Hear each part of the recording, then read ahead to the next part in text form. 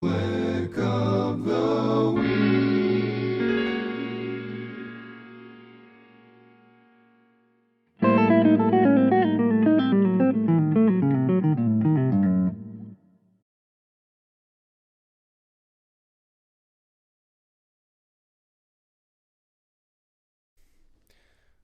Okay, so here's a cool Brecker pattern for you. Definitely has that Brecker sound to it. I'm sure once you heard that, you're like, oh yeah, I've heard him do that before. This is a pretty cool pattern that I've heard him do a couple times. And this is an example of one of these patterns where it doesn't line up the most ideally going from saxophone to guitar, but we make do with what we can. And this is actually a really good exercise for your pinky, getting your pinky a little bit more involved in some of the stuff, because this fingering is very pinky heavy just because of the way it had to line up on the guitar. So this is like in our A half-whole diminished scale.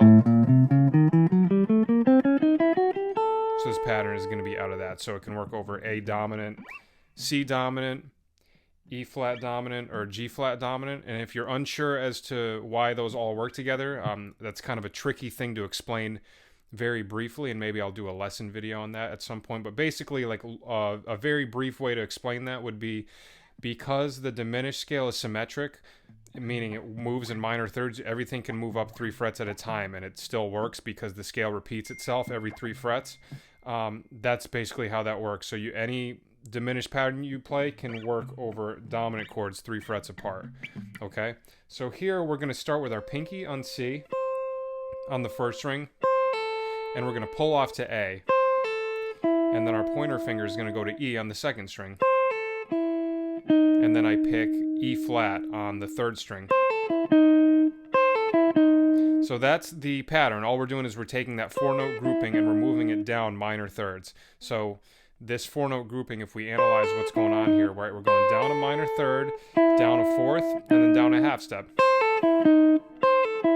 And then from there, we're going to do the same pattern now. Since we started on C, we're going to go down a minor third, which is A, pointer finger on A, ring finger on F sharp, middle finger on C sharp, and pull off to C. Right here is where the fingering starts to get a little bit more complicated. We put our ring finger on F sharp, and we have to shift our pointer finger down and pull off from F sharp to E flat with our pointer finger. And then from there, my pinky jumps down to the B flat on the fourth string, and then I do A with my ring finger. You know, maybe I pull that off. Try either one. Try picking both notes or try pulling it off. Since I'm pulling off, yeah, I'll probably pull it off actually now that I'm thinking about it. Okay, from there my pinky goes to E flat on the third string, pull off to C with my pointer finger. And here, this is where the pointer finger shifts down. I do put my pointer finger on G and I shift it, slide down a fret to F sharp. Now here's where the pinky gets more involved. So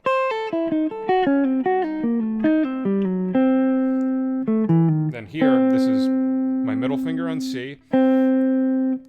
Pinky goes to A as well as E. And then when I put my pinky on that E, I pull off to E flat with my ring finger.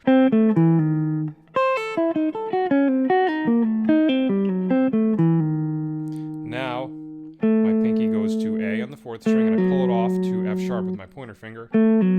Sorry. And then once again, I put my pointer finger on C sharp and I slide it down a fret to C. And then, so.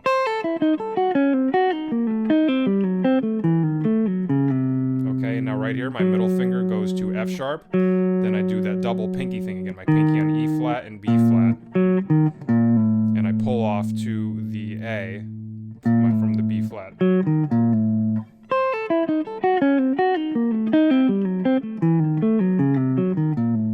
And then the last one, pinky goes to E flat, pull off to C with my pointer finger. And then my pointer finger goes to G, and I slide it down a fret to F sharp. A lot of pinky, as you can see in that, but